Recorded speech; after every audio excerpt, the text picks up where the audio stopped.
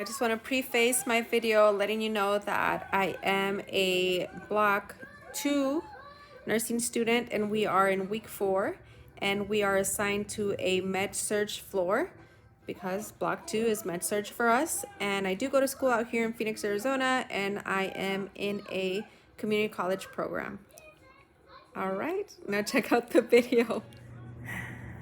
All right, so today we're going to talk about my clinical day. So I've gotten quite a bit of questions on my clinical day. I had clinical this past Tuesday, and everybody wants to know what to expect, what did I do, how did it all go, and what they need to do to prepare. So I decided that we were going to do this video so I could help a couple of people out in one shot. Also, I will say that my videos are going to remain like this the entire time. I don't have time to edit. As much as I would love to have awesome videos that are beautifully edited and have all these crazy music and animations, I just can't do it. I work, I have 3 girls, I go to nursing school, I have to tend to my house, I cook still and have to clean, so it's gonna be a no-go. I'm sorry, it's gonna stay very organic, and if it's your thing, yeah, good job. Keep watching.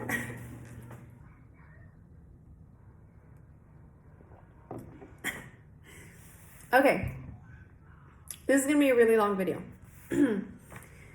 What to expect on your shift. My shift yesterday, on Tuesday, was awesome. I learned so much. I was able to do a dressing change. So, refresh your skills and your education on dressing changes. I did a dressing change on a patient who had 2 metatarsals removed. So that's 2 toes, the great toe and the toe next to it had been removed. And I changed his dressing and that was awesome. That same patient was gonna get an amputation the day after. And he was really excited for it. It was a rare case, but he was excited for it. So freshen up too on like your therapeutic communication on what to say, what not to say, what is appropriate, how to read the room, all of that stuff. I also got to administer insulin, so freshen up on those skills. I did insulin, I did oral meds, I hung some fluids, so just regular normal saline bags. I also hung some antibiotics, piggyback. I did a back prime too on a bag. So just Google that stuff so you can watch it before you go in case that you get asked to do that and it's okay with your professors. You can go ahead and take your shot because it's your opportunity to learn. Nobody else is going to do it for you in the real world. I also was able to do an assessment on a patient who had heart failure. I checked his pulses, radial, pedal, so hands, feet. I also did, I listened to his heart. I also listened to his lungs. Everything was awesome. Like having heart failure and not too many complications was very rare, but it was awesome to see. He didn't have edema. His lungs were clear. The only thing that was kind of funky was his pulse. It was in the 50s. The highest that it got in all the readings that we had done in 3 days was 57, but that's expected. He was on digoxin or digoxin, whatever you want to call it, on metoprolol and heparin and spironolactone. So what are those? Diuretics, medication for the... Yeah, ahorita voy. What happened? Yeah. Yeah? Almost done. No, what's this? This is my mask. You can't touch this, okay? Tiene caca. Ugh. Papa? Yeah. More. More. Okay. More. Okay, come on. Okay. Me. Itchy. Ahorita. No. Ahorita, okay? Mama's almost done. Mama will be there in just a second. Here you go. Thank you, Mom. Love you. All right. So freshen up a little bit on those meds. I mean, what's the chance that you're gonna get that situation in your patient? But at least you'll be prepared. Like a lot of the fundamentals, I've actually used it, and I thought that was really awesome. Like I was saying, I listened to his lungs. They were clear, no fluid whatsoever. Awesome to see. He was pleasant. He was calm. It was NPO, nothing by mouth, and then moved into a clear liquid diet. So refresh yourself on what the clear liquid diet is and what they can have and what they can't have, because I did have to educate the patient and let him know that what he could have, and that unfortunately he couldn't have dinner for that night. And he took it pretty well. So it was great that we had very pleasant patients all day long.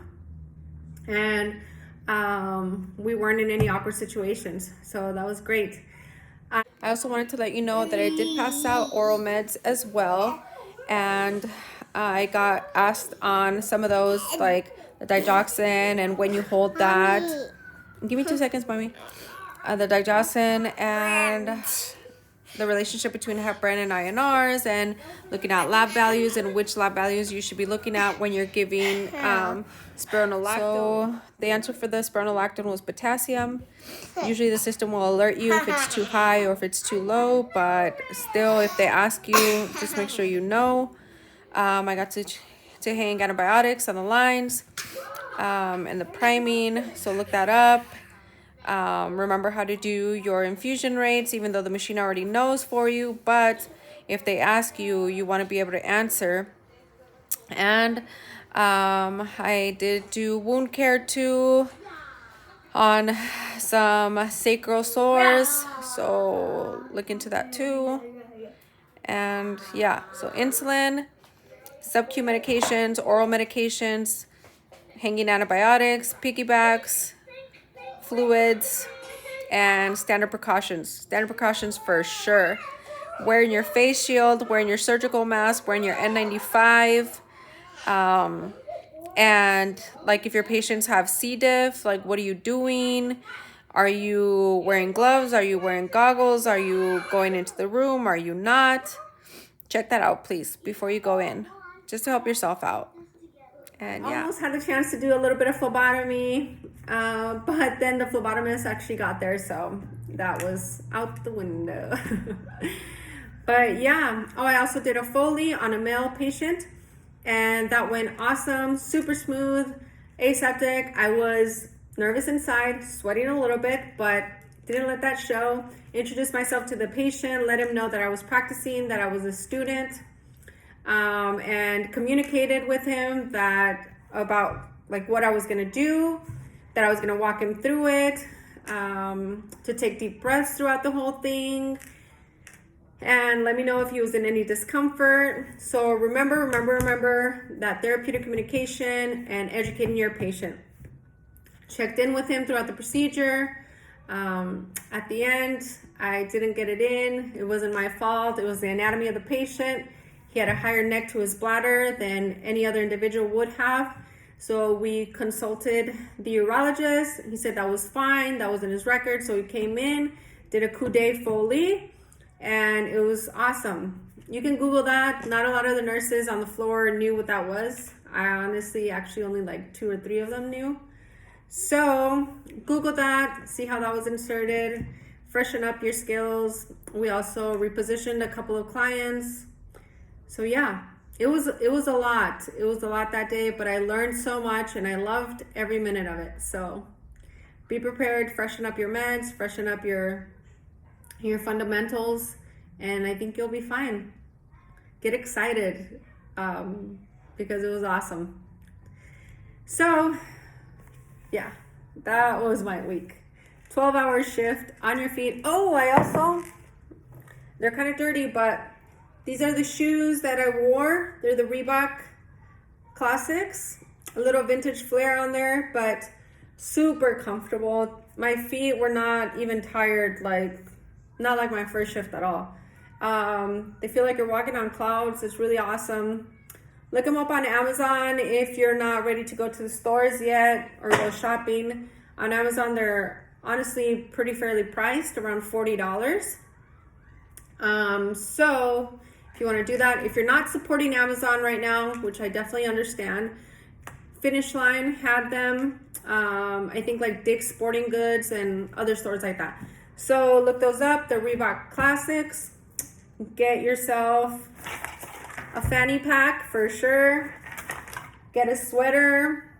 And yeah, if you're in Phoenix, you can always send me questions as to where I got my stuff and got things embroidered, and I don't mind at all helping you out. So good luck, have fun, and I'm out. Cheers.